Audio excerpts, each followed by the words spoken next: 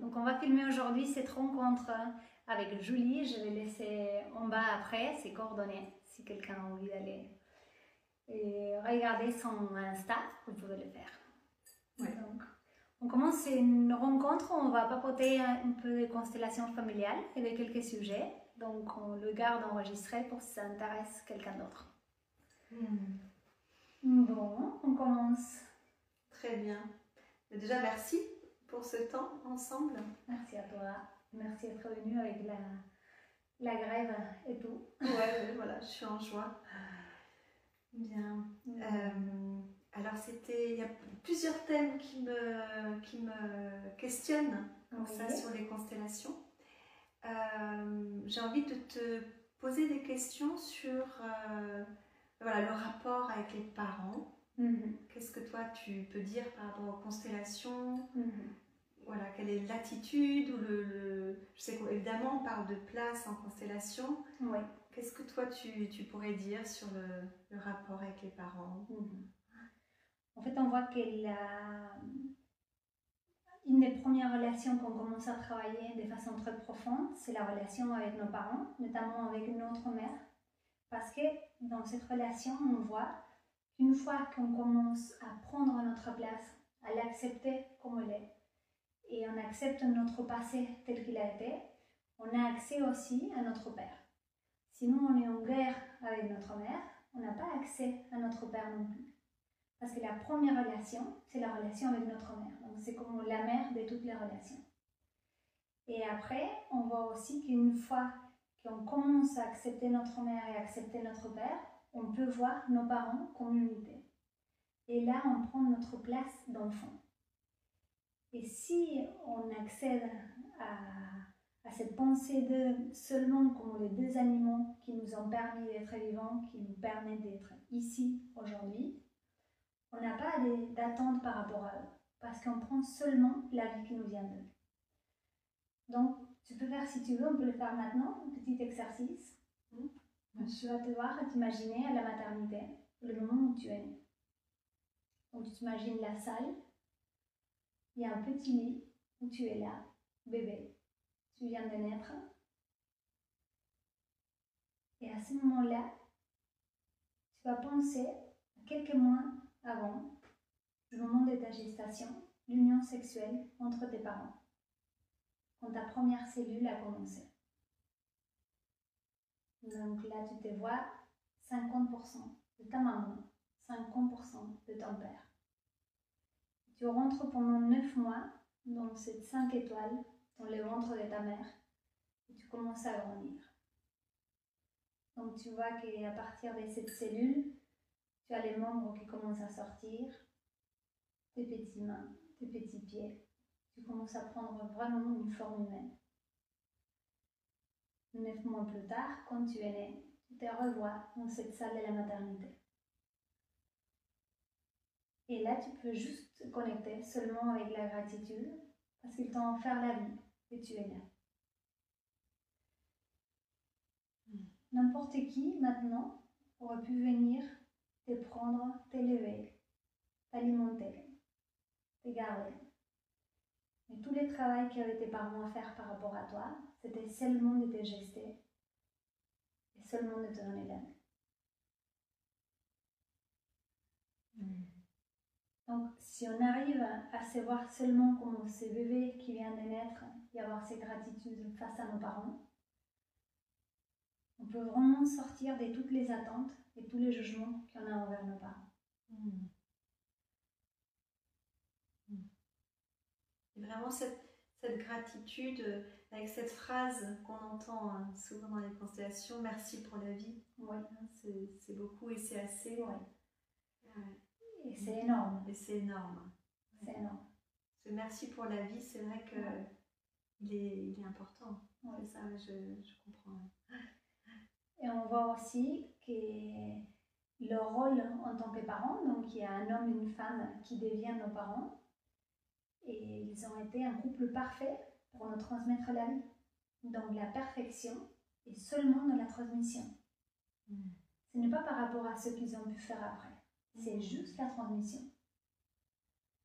Donc c'est notre choix de regarder ces transmissions et rester avec cette gratitude, ou aller voir tous ceux qui n'ont pas pu nous donner, ou ceux qui sont vivants, ceux qui ne nous donnent pas assez. Donc dans l'évolution, en tant que psy aussi tu le connais, on passe par la phase de l'adolescence, où c'est le moment où on va venir demander à tout le monde, personne ne comprend ce qu'on a besoin, personne ne comprend, etc. Et tous les autres sont les fautifs. Donc à partir de l'âge des 30 ans, on réalise qu'on n'est pas le centre du monde, parce que le néocortex est fini, donc tout au niveau cérébral est fini et mûr. Et on se rend compte que chacun a son histoire. Et par rapport à ses souffrances, les personnes ont fait le maximum qu'ils ont pu. Donc, quand on arrive à voir ça, on arrive aussi à voir ses parents de la même façon. C'est-à-dire, on comprend qu'une maman qui n'a pas reçu l'amour de sa mère ne peut pas le donner. Un papa qui n'avait pas la place d'homme dans sa famille ne va pas l'avoir en tant que père non plus. Une maman qui déteste les hommes ou qui déteste les femmes, un enfant, il va sentir cette haine. Il peut l'avoir envers soi-même. Et s'il a un enfant, soit un garçon, soit une fille, il peut vraiment montrer la même colère aussi. Donc, on va vraiment transmettre ce que nous, on a vécu.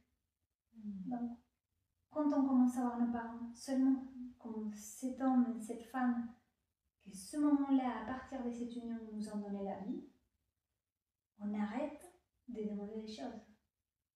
Et on arrête de vouloir changer notre passé. Donc, on a le fait, en espagnol, on dit tomar a la madre et tomar al padre. Ça veut dire les accepter, les aimer de façon inconditionnelle.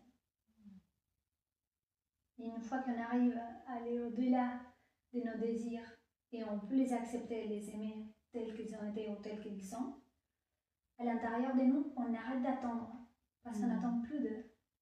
Donc, si j'attends plus d'eux, si je vais aller chercher un couple, je ne vais pas attendre que l'autre soit attentive, soit tendre, soit, je sais pas, tout le temps là pour moi.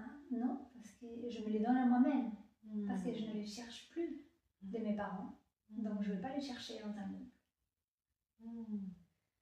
Donc, on arrête de prendre tout ce qui ne nous plaît pas de façon personnelle parce qu'on s'est dit, bah, les jeunes donnent le maximum qu'ils peuvent. Mais parce qu'on a compris en amont que nos parents nous donnaient le maximum qu'ils pouvaient aussi. Et est-ce qu'il y a une forme comme ça d'acceptation de ce qui est, je sais Brigitte, elle parle aussi de l'assentiment. Est-ce qu'il y a comme ça, j'accepte profondément mes parents comme ils sont, il y a quelque chose comme ça? On parle des choix. On dit j'ai choisi de vous accepter tel que vous êtes. J'ai choisi de vous aimer tel que vous êtes. Et là, on vient un peu dans l'analyse transactionnelle. Parce que assez souvent, on peut se placer dans l'état enfant et se dire, bah oui, mais ils n'étaient pas là pour moi quand j'avais besoin d'eux, ils n'étaient pas présents, ils travaillaient trop, etc. Et l'état parent qui peut le juger et se dire, bah, pour être comme ça, ils n'auraient pas dû avoir des enfants, par exemple. Par contre, quand on rentre dans notre état adulte, on choisit parce qu'on regarde les souffrances qui sont derrière, en fait, tout ce qu'ils ont pu faire ou pas faire. Et on se dit, bah, j'ai choisi malgré tout d'être dans la gratitude par rapport à la vie que tu m'as donnée. Et par amour pour toi, pour honorer la vie que tu m'as offerte, maintenant, j'ai choisi la vie. J'ai choisi de profiter de la vie. Et ça, c'est le choix de l'adulte. Et cette phrase, elle est importante, hein, je choisis la vie. Ouais. C'est une phrase qui est importante en constellation. Ouais. Et Brigitte Champetier-Derive, elle dit tout le temps qu'aux horaires de pointe, on peut dire « Maintenant, j'ai choisi la vie ». Chacun dans la langue de son enfance. Et maintenant, j'ai choisi la vie. Maintenant, je choisis la vie. Donc, si on a une fenêtre, par exemple, on peut se mettre face à la fenêtre et dire à voix haute « Et maintenant, j'ai choisi la vie ». Maintenant, je choisis la vie. Ah oui, c'est fort, hein, cette phrase. Fort. Ah ouais. Je sens que ça réveille, non? Ça remet dans la vie pleinement comme une... ça nous connecte. Ça nous connecte à la vie, Complètement. Ah ouais. Maintenant, je choisis la vie. Et l'autre phrase, c'est « Et maintenant, j'ai choisi de profiter de tout ce que j'ai à vivre ». Et maintenant, je choisis de profiter de tout ce que j'ai à vivre. Ah oui, c'est fort. Je sens que ah oui, hein, ça réactive les cellules ou ça, ça remet tout en place. Non, ah ouais. Donc ça, c'est deux phrases importantes en constellation. On a travaillé justement ce week-end le trauma. J'étais malade, on était 90, 100 personnes presque pour travailler le trauma avec les constellations. Et c'était fort quand quelqu'un sortait de voir des situations très difficiles de sa propre vie. Et la phrase était en plus de maintenant j'ai choisi la vie, c'était maintenant j'ai choisi de vivre dans la joie. Et ça, on regarde la fenêtre et tu peux le dire. Et maintenant je choisis de vivre dans la joie. Alors tu vois, c'est l'image, c'est comme un bébé qui ouvre ses yeux et qui naît, et comme une forme de renaissance. C'est très fort. Et maintenant je choisis de vivre dans la joie. Ça fait pétiller les cellules. C'est fort. Hein. Oui, complètement.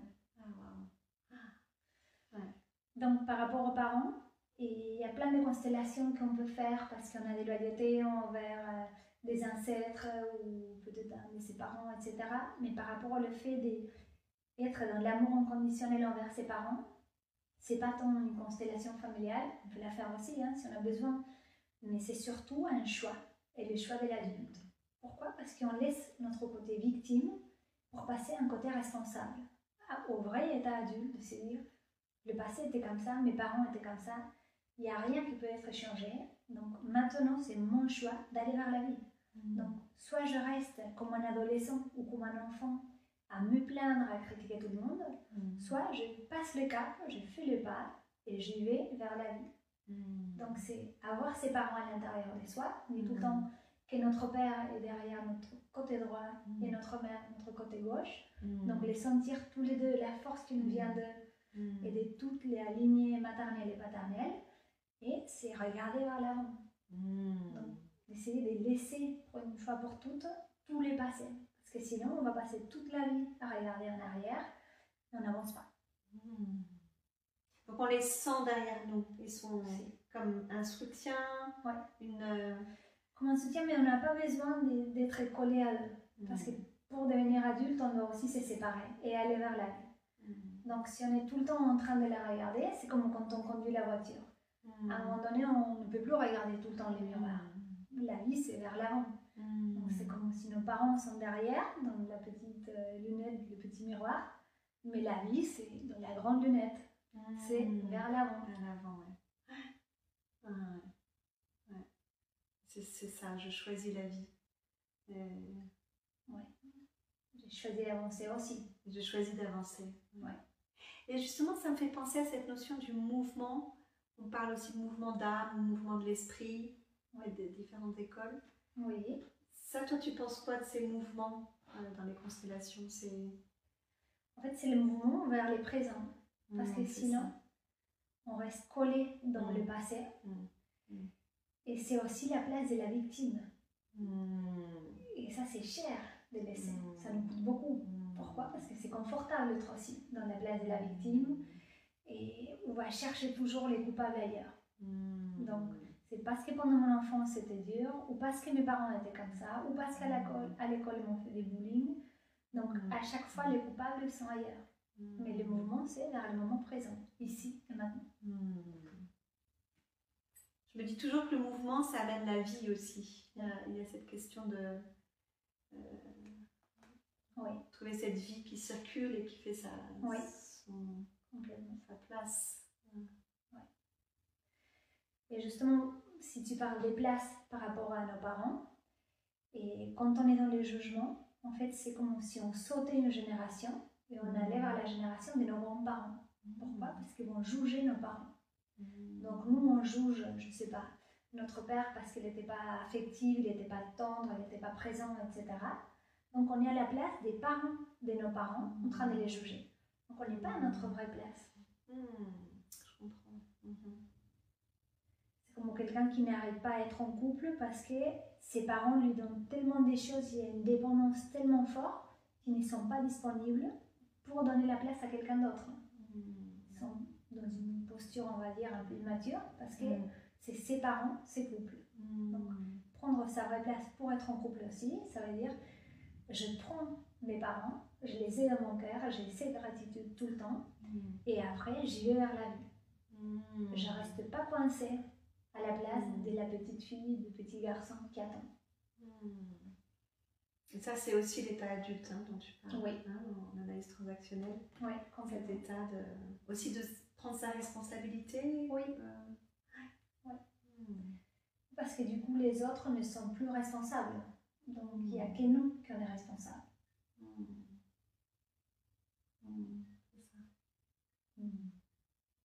Et alors, je regardais là sur le El Guion de Vida. Alors, c'est comme quand on arrive à, je sais pas, un acteur qui va commencer une pièce de théâtre et on lui dit, avec lui, tu vas être gentil, avec l'autre, tu vas être méchant.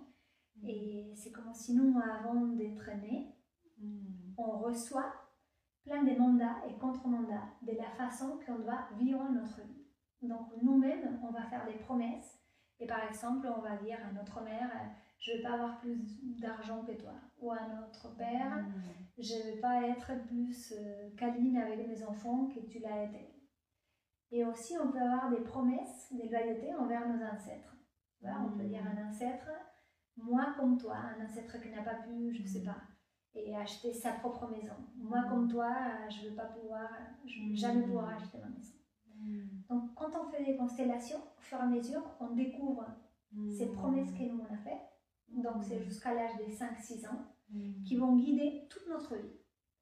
Donc, par exemple, quelqu'un qui ne trouve pas un bon travail, à un moment donné, il peut se dire, bah oui, inconsciemment, j'ai promis à mon père, je ne vais jamais avoir un meilleur travail que toi. Donc, il trouve toujours avec des travails précaires. Ou qu'il promet à son père, je vais être toujours là pour toi. Donc, on n'est jamais en couple, reste tout le temps à côté de son papa. Donc, pour cela, on peut travailler en constellation familiale et aussi en hypnose. Parce qu'en hypnose, alors on va le voir, on va voir que c'est le moment où on commence à faire nos promesses. Et on le fait de façon tellement profonde, on est tellement sûr de ce qu'on dit, qu'après, on continue jusqu'au moment où on se rend compte de nos promesses, en fait, non.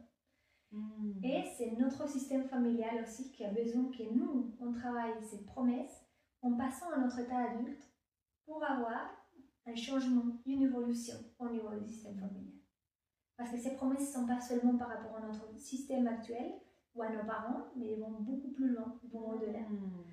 Donc ça peut être, comme je te disais, un ancêtre qui n'a pas eu jamais sa propre maison pour dire quelque chose, ou qui ne s'est jamais permis d'être en couple ou être heureuse dans sa vie, et on lui dit, moi comme toi, moi je vais être comme toi. Est-ce que ça fait partie des mémoires transgénérationnelles? Oui. C'est dans les mémoires, oui. Des promesses qui seraient dans des mémoires Alors il y en a deux. Il y a les promesses transgénérationnelles qui passent comme des façons de faire aussi. Par exemple, quand on rentre chez quelqu'un et on enlève ses chaussures, ou on laisse la personne rentrer devant et nous on suit après.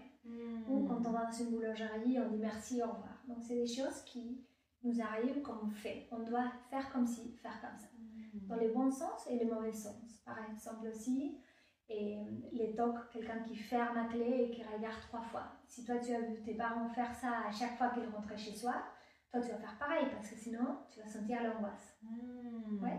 Donc on sent de la culpabilité quand c'est quelque chose qu'ils nous ont dit. Par exemple, on dit bonjour à la boulangère. Si on ne dit pas bonjour, on se sent coupable. J'ai envie de dire bonjour.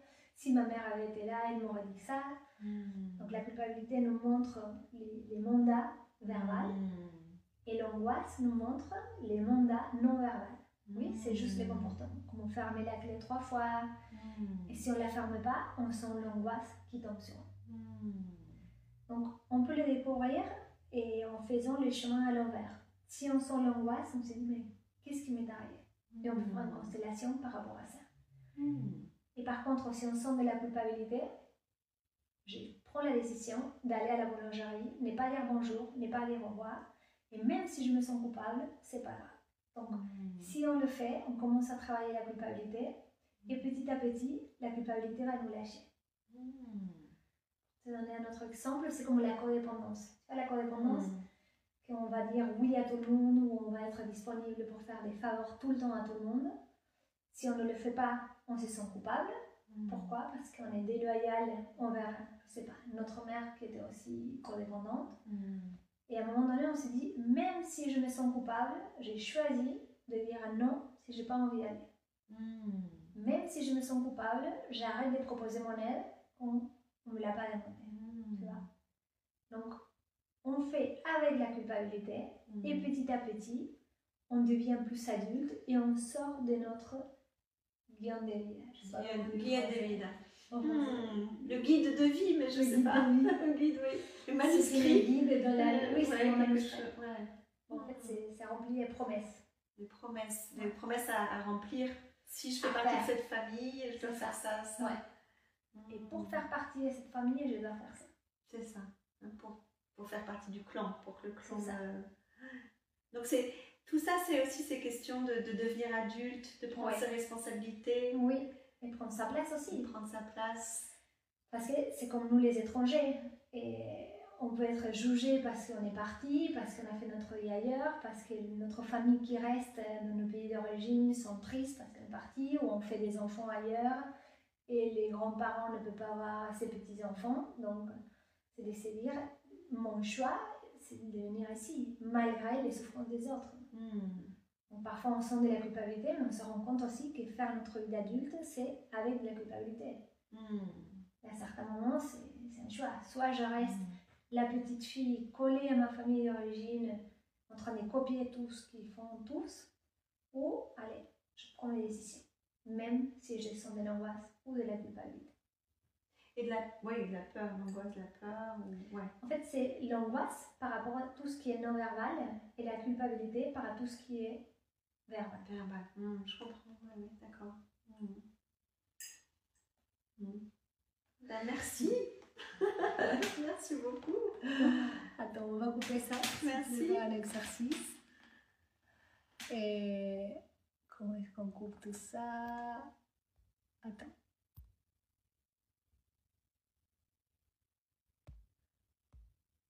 J'espère qu'on me le couper. Là. Bon, voilà, jusqu'à aujourd'hui. J'espère que vous savez profiter un peu, que ça s'entend bien. Et une prochaine fois, ciao ciao. Ciao ciao.